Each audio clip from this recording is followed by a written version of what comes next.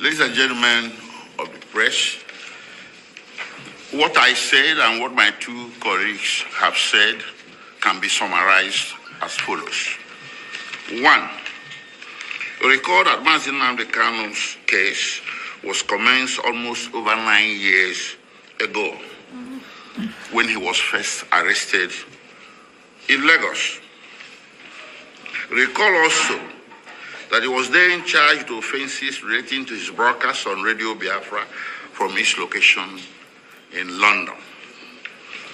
You can imagine what it means for someone to be on an endless trial that never really happens for almost 10 years and being detained without conviction for 18 months, initially from 2015 to 2017, and again for over 3.5 years from 2021 to the present day. This alone is a gross injustice of its unique kind. Two, it's also to be recalled that after Nnamdi Kanu was freed on bail, Nigeria's army levied these lethal attacks against him that drove him into exile, involuntary exile, from which he was also renditioned in 2021. And recall the decision made in 2018 by the African Union that everything that has happened to the IPOB from 2017 to that very date, and of course, much worse happened after. Recall that those things were declared illegal and unlawful and as having violated the African Charter at a continental scale. Now, also, the same action, in particular, the prescription of IPOB in 2017, provoked or triggered the rush of litigation that eventually culminated in the ruling of the High Court of Enugu State, declaring that such actions by the federal government of Nigeria against Nnamdi Kanu and IPOB are unconstitutional. So the question to ask is this: why is it that the IPOB, being of Igbo stock, it is not us as legal team making allegations? We have rulings of the international community. In the same vein, we have rulings of municipal courts in Nigeria indicating that what is happening to IPOB is nothing more than an ethnic-driven persecution. Three, now having survived the lethal attacks and having survived this many years in enforced exile, and having undergone all these tribulations and travails, and having been renditioned, these actions, this very action of the federal government of renditioning Nnamdi Kanu triggered the international legal order. In July 2022, the United Nations Human Rights Council came down with a gavel that Nnamdi Kanu was extraordinarily renditioned and that it was a violation of all canons of international law to which Nigeria is subject, and it recommended a generous compensation to be paid to him and cessation of his prosecution. That was ignored by the federal government. Four, it is noteworthy that on 29th June 2021, as indicated before, Nnamdi Kanu was arraigned. Well, you can say produced in court, albeit secretly, through the back door and presented before Honorable Justice Binta Morizala Nyako, who was aware that Nnamdi Kanu had cancelled a record. The prosecution was aware Nnamdi Kanu had cancelled a record, not us, his former lawyers. And the DSS was aware of the information of his cancelled record. Everything was on file. Yet, Nnamdi Kanu, or the court, conducted hearing over the head of Nnamdi Kanu and remanded him to DSS custody without notice to his counsel, not to talk of presence of his counsel. This is a flagrant violation of Section 36 of the Nigerian Constitution. 5. When you fast forward to October 2022, when the Court of Appeal discharged Nnamdi Kanu, there was also a judgment issuing from the Federal High Court sitting in Umuahia, which had declared his rendition from Kenya as unconstitutional. It didn't stop there. It went as far as declaring his continued detention in Abuja as unconstitutional. Yes, of course, that young man has suffered a lot from the hand of Nigeria. We don't forget in hurry how Tinubu kidnapped him from Kenya, because for me, that is not arrest, it's a kidnap by Kenya. And Kenya government has also pleaded to Biafrans for what Nigeria used them to do against Nnamdi Kanu. And one will say that that Kangaroo judgment yesterday that was delivered that IPOB are terrorists. IPOB are not terrorists. IPOB are never terrorists. If you are calling IPOB a terrorist, that means Bianca Ojukwu is a terrorist, Peter Obi is a terrorist. The rest of Igbo leaders are terrorists. Because if you know the meaning of IPOB, it's indigenous people of Biafra. So if you are calling indigenous people of Biafra terrorists, that means then Peter Obi, the Okonjo Iweala of this world, Chidi Amanda, the rest of them, they are all Biafra, they are all terrorists. So for me, I disagree with that. I feel that they are putting pressure, maybe probably because of the Kanu lawyer that sued that Buhari former aide 20 billion, I mean 20 billion, yes, for calling Nnamdi Kanu a terrorist. They know they cannot pay that money, and that's why they quickly arrange that judgment and give that judgment that IPOB is terrorist. For me, IPOB is never a terrorist. People who are committing mayhem in Nigeria are the Fulanis. Yeah, a few days ago, we saw them, they kill 5 people in Ondo State. They're busy killing in Plateau, killing in Benue. You have not declared these people terrorists. You are declaring IPOB a terrorist. As I speak to you, IPOB have not come Lagos to come and kill, or come and disturb their business in Lagos, or go to North, or go to anywhere. They are in their territory, defending their lands. Defending their land. Let me tell you, what prompted IPOB to be carrying guns? Was it not because when Nnamdi Kanu was arrested by Buhari unlawfully, and they said release this man, Buhari refused to release him. You are not trying him. That's why they declared it at home, that they will be sitting at home until their leader resumes. Nigeria government took it upon themselves, shooting, and they also equip themselves, because you cannot beat a child and you expect that child not to cry. And that's what the IPOB are doing.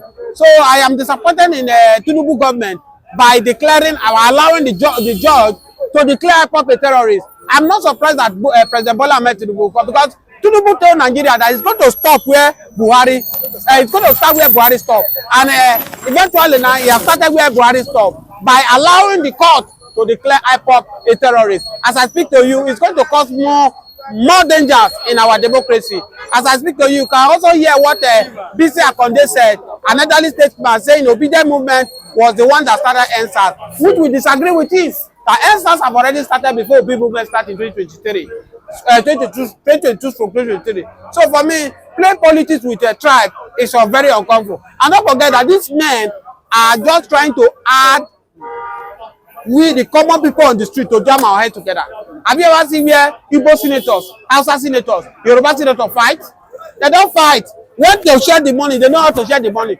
They will bring war that will disorganize the Yorubas and the Igbo, so that when the election comes, we'll be knocking our head on the side. You that's driving a keke napep, enter Kekazia, will not enter your keke napep because you are Yoruba. They are intentionally doing it so that they will keep embezzling Nigerian money. Nigeria youth will not come together to unite to fight these old takers. Let me speak that for Nigeria to be able to kick all those old takers away in 2027, we have to forget tribe, forget ethnicity, look for somebody like Sowore and support Sowore and kick these people out of the government in 2027. So, in other words, was right. It was the right thing. That was the right thing. Yes, of course. For me, I wouldn't have supported Nnamdi Kanu to sue them, because I know Nnamdi Kanu sue them cannot get justice. Cannot get justice because, of course, Nnamdi Kanu did not even believe in Nigeria court to them. Or maybe probably the lawyers feel that they should sue them so that next time they should not try it. And we can see, because of sin, they fall another error. So for me, I'm disappointed in the Tinubu government for declaring IPOB a terrorist organization. The court itself lacks competent jurisdiction to prescribe a group that United Nations has certified is not a terrorist group. Fulani man, Fulani herdsman, Fulani herders, bandits has been prescribed as the number 4th most deadly terrorist group in Nigeria, in the world. Tell you that Tinubu government is a coward government. Why? The way he operates and runs his government indicates how far he has gone to hate Igbo man. Let Tinubu don't think say maybe all the same way they do say Igbo man no they see am. Tinubu hate Igbo man now with passion, and this current prescription is a prescription out of cowardice. Why? If you want to prescribe Igbo man as a terrorist, you go to Enugu High Court, appeal court, you dey Umuahia, appeal court dey Enugu. Tinubu government go Abuja because of cowardice. He go prescribe it. It is not a court of competent jurisdiction, because the right jurisdiction where a court has the infantry, the prerogative to rule against IPOB to be in the southeastern Nigeria. The jurisdiction from where the offenses have been committed, the land, the setting, the plotting is in Igbo land. So this is a coward ruling. The chief judge himself doesn't have certificate. The chief judge himself is not a certified chief judge that went through law school.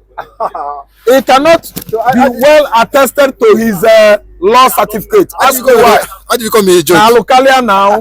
Do you know the reason why it's Alocalia? The ruling was just unannounced. It's a kangaroo court. Everybody was shocked. Everybody was shocked because it's a kangaroo now. It's a kangaroo court. So that man is a Fulani man. I mean, the presiding chief judge is a Fulani man. The court itself lacks competent jurisdiction to prescribe a group that United Nations has testified is not a terrorist group. Fulani man, Fulani herdsman, Fulani herders, bandits has been prescribed as the number 4th most deadly terrorist group in Nigeria, in the world. And they are pointing accusing finger to IPOB. IPOB is operating freely in Colombia, Washington District of Columbia, in California, New York, everywhere. IPOB are operating, agitating for their freedom. And the American system has never ever seen them or believe that group is not a freedom fighting group. They are fighting for their freedom. Fulani is bent on destroying Igbo man. But do you know what? We are not checking. The Igbo man you are talking about is still Giribam there, standing on his right, waiting for the escalation that is coming. Okay, this thing can be so easy because they are not looking at it from the angle where we the Igbos are looking at it.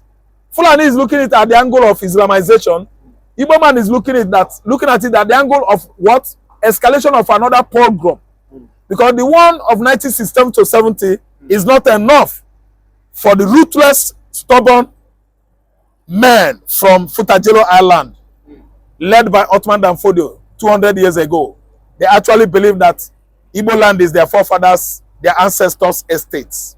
But we are telling them that if you have prescribed IPOB and the Tinubu administration accepted it, Obi is a terrorist. Nkocho Konjo is a terrorist. I myself, Raf Mbechi, analyzing here as an analyst, I'm a terrorist.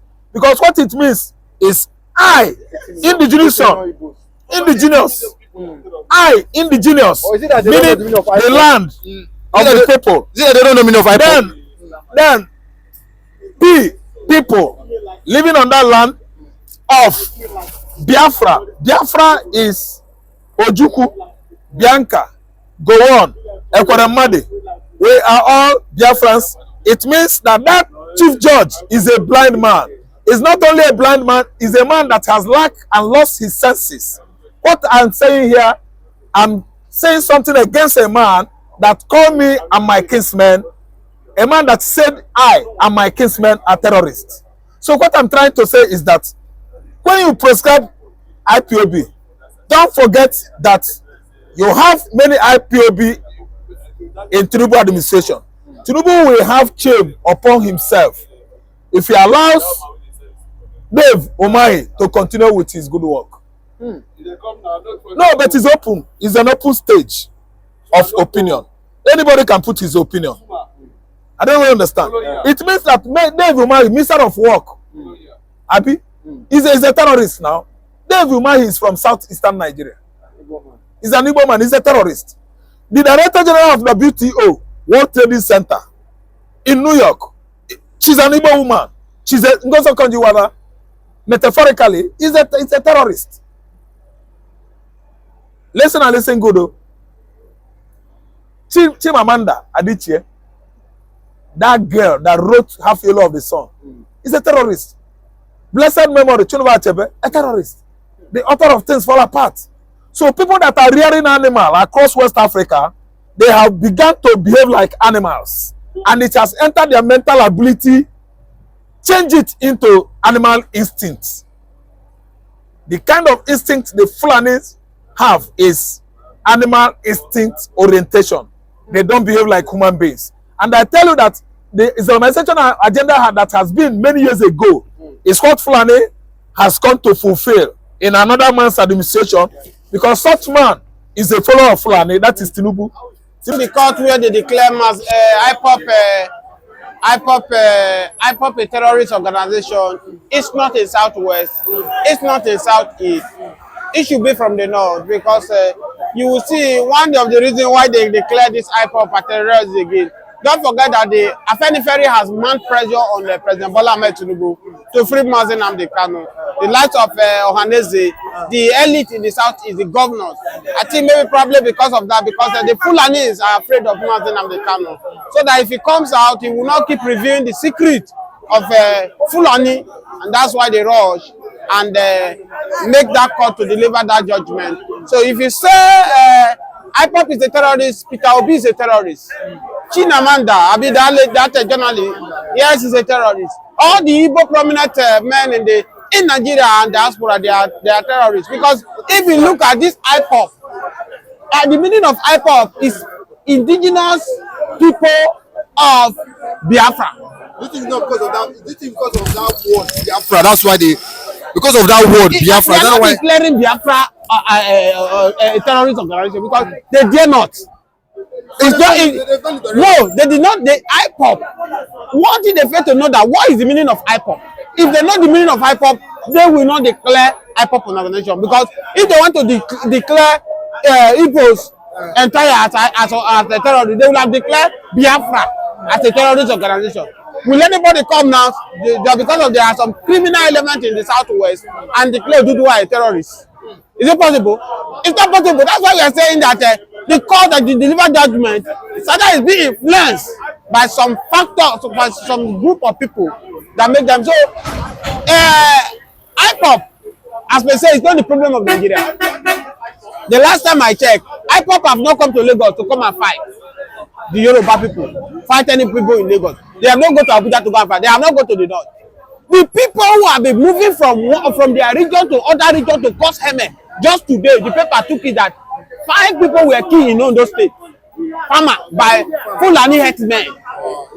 Again, last week, yes, last week, 21 army commanders were slaughtered in Borno State. Is it the IPOP? The people who are causing that mayhem, you have not declared them a terrorist. Not go after them. You are now going after the IPOP. Let's look at it. If you say IPOP are killing people in the southeast, they are in their region, right? Did they move out of their region? How does it affect you? If a court to deliver that judgment, you deliver in the southeast. Deliver there that these people, they are terrorist organizations. Not to take it outside of southeast. So for me, it's a joke. It's a joke. It's an avenue for Tinubu to say, hey, I can't bring Nnamdi Kanu. The court have said it's a terrorist leader. So it's for me, it's something. It's a game. It's a game. And which I get. Yes, of course. We remember how Tinubu increased their salary 30%, even when the masses are suffering. So whatever Tinubu tell them is what they will do. So what we are saying in essence is that this thing Tinubu want to do will not help Nigeria. Buhari did it. Where did he land Nigeria? As I speak to you. So if Tinubu want to take the same thing, I'm not surprised, because Tinubu said he will stop where Buhari, he will start from where Buhari stopped. Now he has started from where Buhari stopped, right? Let's see how it goes. Nigerians, are we happy? Even the Yoruba land, are they happy with what is happening in hunger? And we cannot. I'm not an Igbo man. I am from Middle Belt. The havoc this Benue Fulani headman has committed in Nigeria is uncalled for. So for you declaring IPOB as a terrorist this morning, I am disappointed in President Bola Ahmed Tinubu regime. For nobody will tell me that this is not a game plan. It's a game plan so that to still keep Nnamdi Kanu in detention. What do I have to say? No wonder the Sharias, they have already have their way in Southwest as I speak to you. Yes, yesterday, Sudan of Sokoto said that he's disappointed in the Yorubas for them to reject Sharia. Where Gani Adam told him that he does not have right to impose Sharia law in Yoruba land. Have you forgotten? Yoruba have not forgotten how these people claim the Kwara state. Today, Kwara state is not being recognized as a Southwest region. Automatically, the Fulani has already collected that Kwara state. They now have their emir. They have everything they do there. So the Yoruba should also see fold their hands and allow this Fulani to collect the remaining Southwest state, or in the name of power, or in the name of you are bargaining with them to get power. So my brother, it's very uncomfortable. So the judgment of the court, people will not take it for granted. It's something that they use it as a game plan to keep detecting Nnamdi Kanu. But holding Nnamdi Kanu under the DSS custody is not a solution to Nigeria problem. Since Nnamdi Kanu has been in the DSS custody, Samuel Ekpan has been ceased not to speak to media. Has insecurity, has it stopped? Was it Nnamdi Kanu that killed 5 people in Ondo State yesterday? Was it Nnamdi Kanu and Samuel Ekpan that killed 21 armies that Musa Christopher said that they were murdered? Was it Nnamdi Kanu? The answer is no. So why are you channeling all your energy to describe what is not real? So for me, I am highly disappointed in President Bola Ahmed Tinubu because I will never believe that President Bola Ahmed Tinubu will take it, allow IPOB to become a terrorist.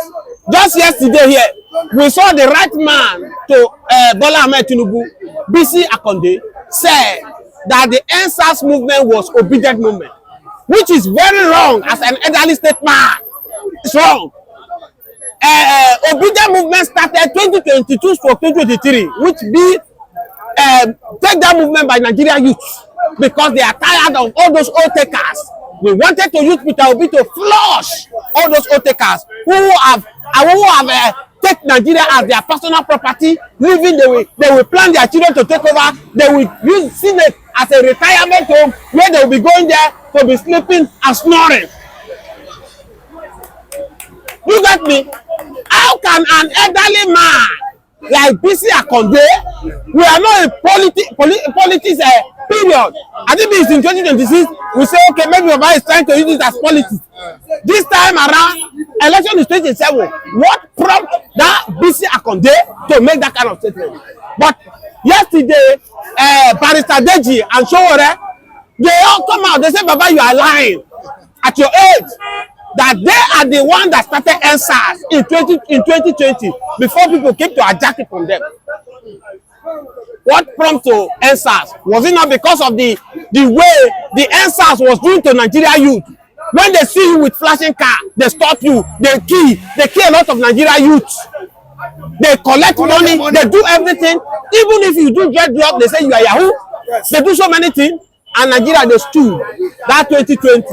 And you know what? Nigeria government used military to murder them, despite they deny that nobody was killed in Lekki. But thank God that the panel, even Showolu organized in Lagos, they confirm it that people were killed in Lekki. The panel, the Showolu organized in Lagos State, they confirm it that people were murdered in that Lekki. But now, with what is going on now, do you not think this will give CDS Musa and his men the more impetus to go to the southeast to to do whatever they want to do? They have been doing it. I don't know in southeast. Just yesterday, they have complained severally. Why will Nigeria military?